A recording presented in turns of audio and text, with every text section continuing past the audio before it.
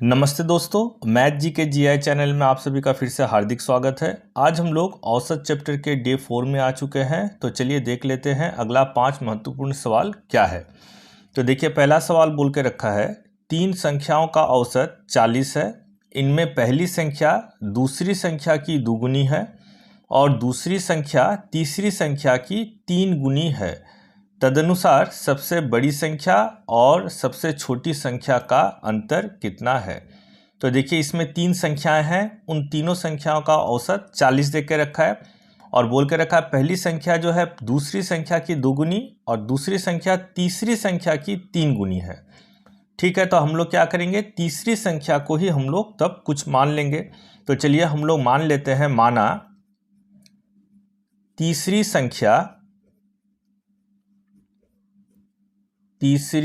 संख्या ये हम लोग मान लिए x है। ठीक है, अब देखिए क्या बोल रहा है, दूसरी जो संख्या है वो तीसरी संख्या की 3 गुनी है। तो तब दूसरी संख्या क्या हो जाएगी, दूसरी संख्या ये तीसरी संख्या की 3 गुनी 3x, तो ये हो जाएगा 3x। अब देखिए पहली संख्या क्या है, पहली संख्या दूसरी संख्या की दुगुनी है। तो चलिए पहली संख्या ये बोल रहा है दूसरी संख्या की 2 गुनी, मतलब 2 से गुना हो जाएगा 3x, तो हो जाएगा 6x। ठीक है, तो क्या हुआ, पहली संख्या हुई 6x, दूसरी संख्या हुई 3x और तीसरी संख्या हुई x। ठीक है, अब तीनों का जो औसत दे के रखा है, इन तीनों संख्याओं का औसत 40 दे के रखा है। तो हम लोग योग या कुल मान इन तीनों संख्याओं का हम लोग निकाल लेते हैं। क्या होगा, औसत गुना 3 संख्या, तो औसत 40 गुना 3 बराबर हो जाएगा 120। अब देखिए क्या होगा, हम लोग सजा सकते हैं, इन तीनों संख्याओं का योग बराबर ही तो क्या हो जाएगा 120। तो हम लोग लिख सकते हैं जो पहली संख्या प्लस दूसरी संख्या प्लस तीसरी संख्या बराबर 120 होगी। तो चलिए इसको कैलकुलेशन कर लेते हैं, 6 3 9 और 1 10, तो 10x बराबर 120, तो x बराबर 120 बटे 10, तो कट के हो गया 12, तो x का मान आ गया 12। तो देखिए अब हम लोग तीसरी संख्या कितनी होगी, तीसरी संख्या जब x है तो ये हो जाएगा 12। दूसरी संख्या 3x मतलब 3 गुना 12, 12 तिया 36, और पहली संख्या 6x मतलब 6 गुना 12, तो हो गया 72। ठीक है, तो पहली संख्या 72, दूसरी संख्या 36 और तीसरी संख्या है 12।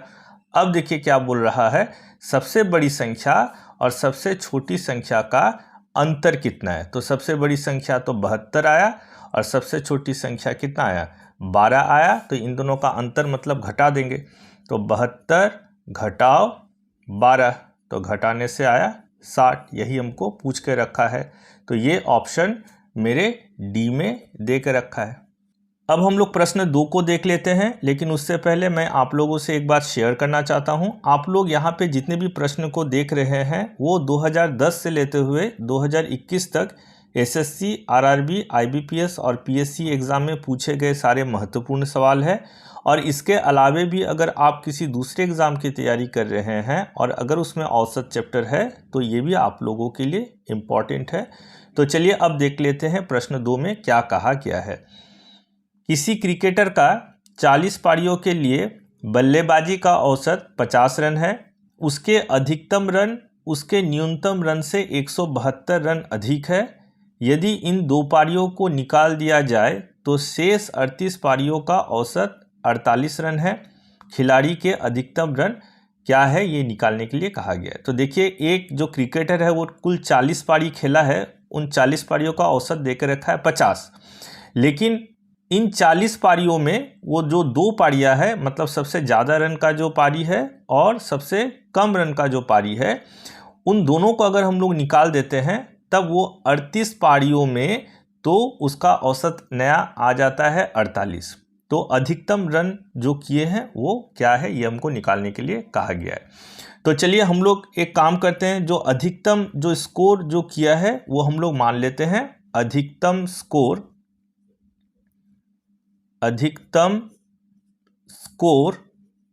या रन जो किया है वो है हम लोग मान लिए x। ठीक है, अब न्यूनतम तब क्या होगा, देखिए ये न्यूनतम बोल रहा है, उसके न्यूनतम रनों से 172 अधिक है अधिकतम, तो इसका मतलब न्यूनतम क्या हो जाएगा, न्यूनतम रन या स्कोर ये हो जाएगा x माइनस 172 इतने रन का। ठीक है, अब देखिए बोल के रखा है इन 40 पारियों का औसत है 50, तो हम लोग क्या निकालेंगे, इस 40 पारियों का कुल रन तब कितना है, तो चलिए 40 पारियों का कुल रन कितना हो जाएगा, औसत है 50 का और 40 पारी का गुना करने से आ जाएगा 2000। ठीक है, अब देखिए 2 पारी अगर हम लोग इससे निकाल देते हैं, 2 पारी तो कितने पारियां हो जाएगी, 40 से 2 निकलेगा तो 38 पारियां हो जाएगा।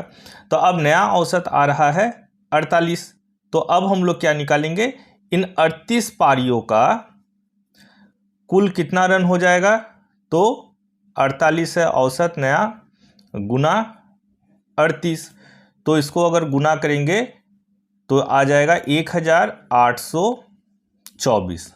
ठीक है, अब देखिए हम लोग प्रश्नानुसार सजा देते हैं, क्या अगर ये 40 पारी से 38 पारी को घटा देते हैं तो 2 पारी ही निकल रहा है, और 40 पारी से अगर 38 पारी के कुल रन को अगर घटा देते हैं तो देखिए ये कितना आ रहा है, 176 आ रहा है, तो ये 2 पारी का ही कुल रन है 176, तो एक पारी तो मेरा है x और दूसरा पारी मेरा क्या है, x माइनस 172 बराबर ही तो क्या हो जाएगा 176 के बराबर। तो चलिए अब इसको भी हम लोग बिठा लेते हैं, x प्लस x माइनस 172 जो है वो किसके बराबर है, 176 के बराबर है।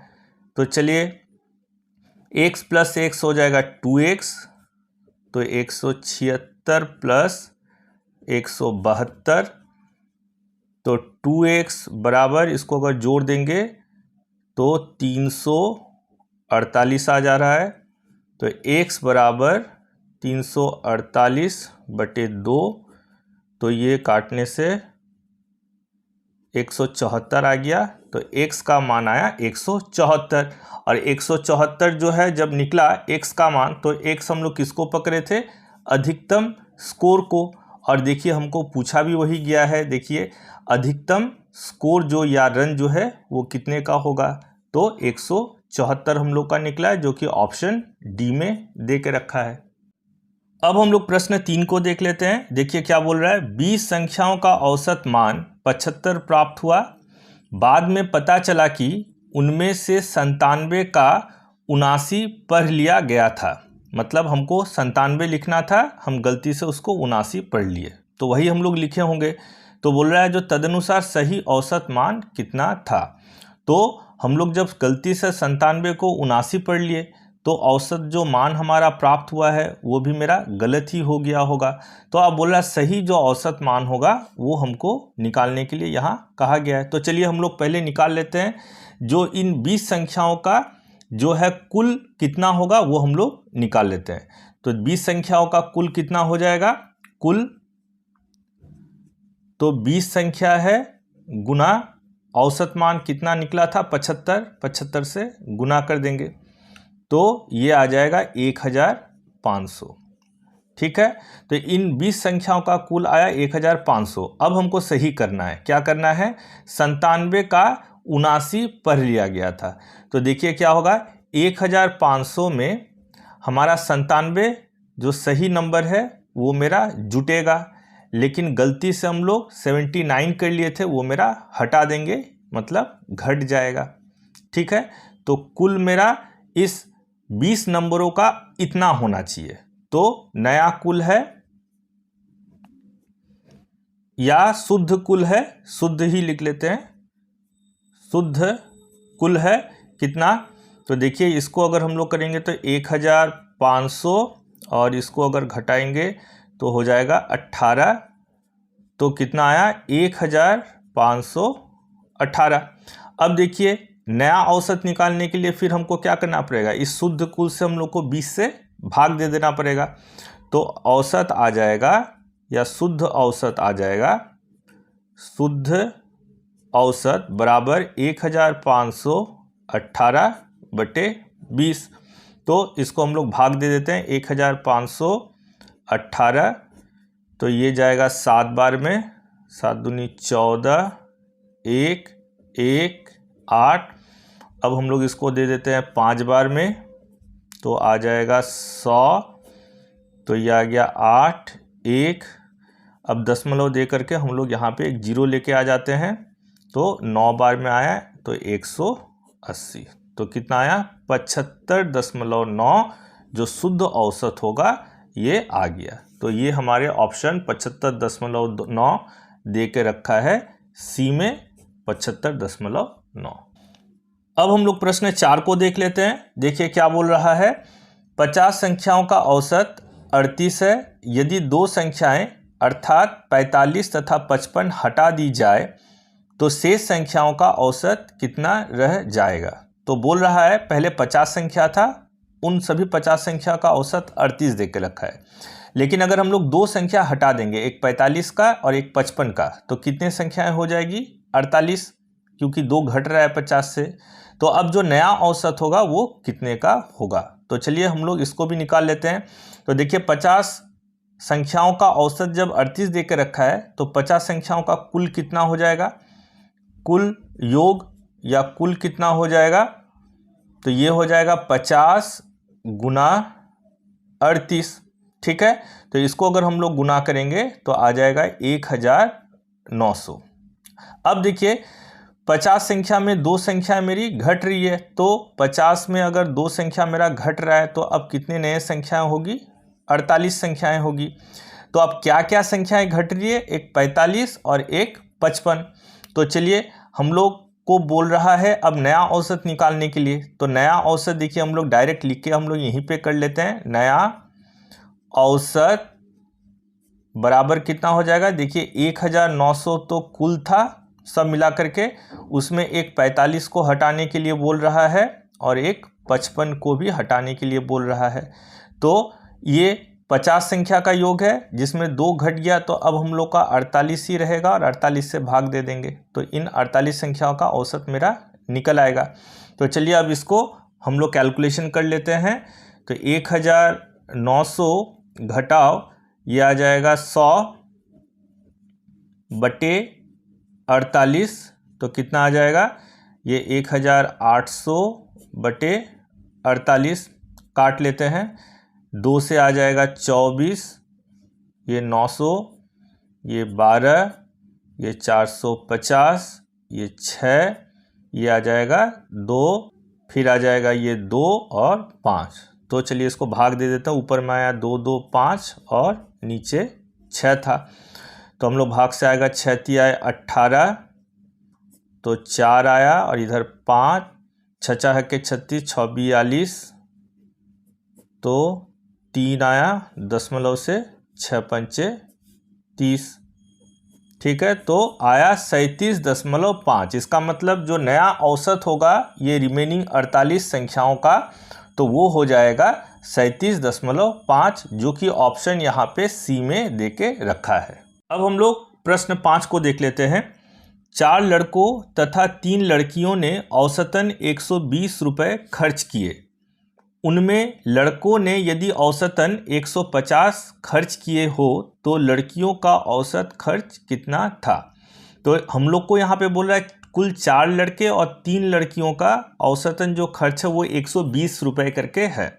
ठीक है, अब बोल रहा है लड़कों ने औसतन, मतलब 4 लड़कों ने औसतन 150 रुपये करके खर्चे किए हैं, तो बोल रहा है लड़कियों का तब औसतन खर्च कितना है, मतलब 3 लड़की औसतन कितने रुपए करके खर्च यहाँ पे उन लोग कर रहा है, ये हमको निकालना है। तो चलिए हम लोग पहले क्या निकाल लेते हैं। देखिए कुल कितने हैं, 4 लड़के और 3 लड़कियाँ, तो 4 + 3 कुल 7 आदमी हैं।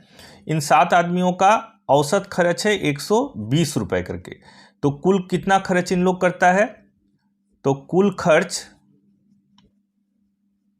120 तो औसतन है गुना 7 बराबर 840 रुपये का ये कुल खर्च करता है। क्या? 4 लड़के और 3 लड़कियां मिल करके।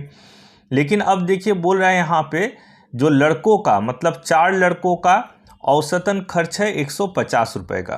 तो 4 लड़कों का कुल कितना खर्चा है? तो 4 लड़कों का कुल खर्च हम लोग निकाल लेते हैं। कुल खर्च बराबर 4 लड़का है तो 4 गुना औसतन 150 है तो 150 तो 15 चौके 60 मतलब 600 रुपये का हो गया कुल खर्च 4 लड़कों का। अब देखिए ये 7 कुल आदमी थे लड़का लड़की मिला करके, उसमें 4 लड़के हम लोग को पता चल गया कुल खर्च 600 है। तो यहाँ 7 लड़कों एवं लड़कियों का कुल खर्चे से अगर 4 लड़के का खर्चा हम लोग घटा देंगे तो निकल आएगा लड़कियों का कुल खर्चा। तो चलिए 840 से अगर हम लोग 600 को घटा देते हैं तो 240 रुपये का कुल खर्चा आएगा। कितने लड़कियों का? 3 लड़कियों का। 3 लड़कियों का कुल खर्च आएगा। तो अब 3 लड़कियों का औसतन खर्चा कितना हो जाएगा?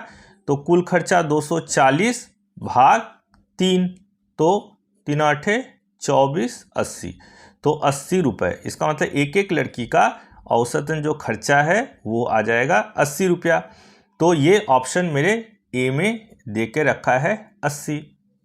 अब हम लोग प्रश्न 6 को देख लेते हैं जो कि आज का होमवर्क का सवाल है। लेकिन उससे पहले मैं आप लोग से एक रिक्वेस्ट करना चाहता हूं, अभी भी अगर आप लोगों ने इस चैनल को सब्सक्राइब नहीं किया है तो प्लीज़ इस चैनल को ज़रूर सब्सक्राइब कर लीजिएगा।